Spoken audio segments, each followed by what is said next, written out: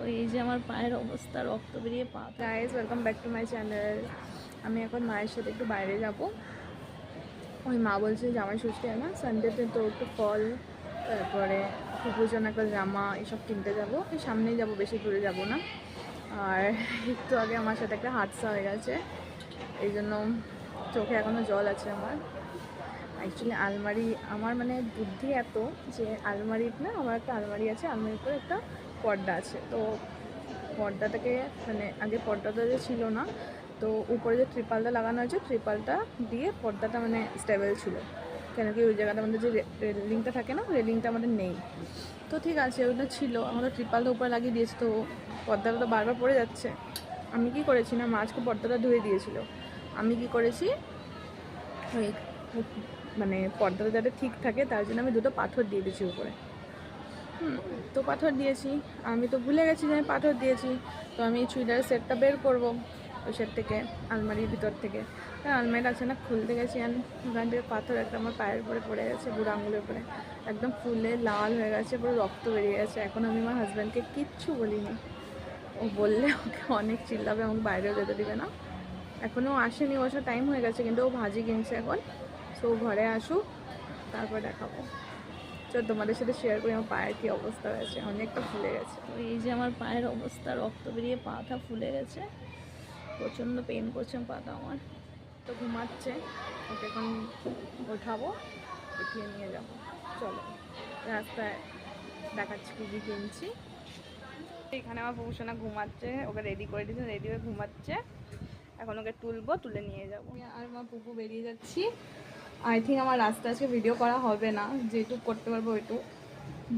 বেশিরভাগ চান্স আছে না করার, কারণ পুপুকে আজকে আমি কোলে নিয়ে যাচ্ছি, তো ব্যাগটা নেওয়া হয়নি, কারণ ওর বাবা নি ঘরে, আর আমি ব্যাগটা একা একা সেট করতে পারি না, তার জন্য।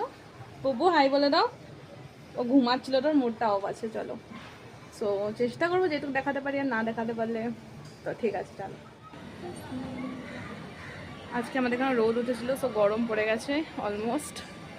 এই যে আমি এখন সবজি কিনছি, পুকুরকে ওর বাবার সাথে পাঠিয়ে দিয়েছি। আজকে আমার পায়ে এত পেইন করছে যে আমি এই পা নিয়ে হাঁটতে পারছিলাম না। তো দেখি, ওর জামাও নেওয়া হয়ে গেছে, ঘরে গিয়ে দেখাচ্ছি।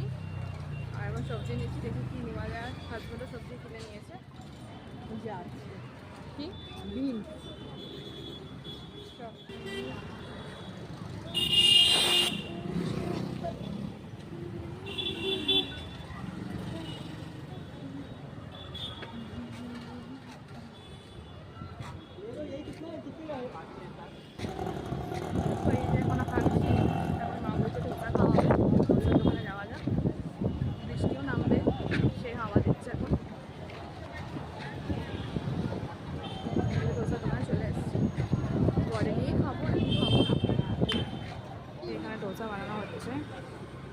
একটা মশলা নিব আমার জন্য, আর মা আর হাজব্যান্ড প্লেনওয়ালা খাবে।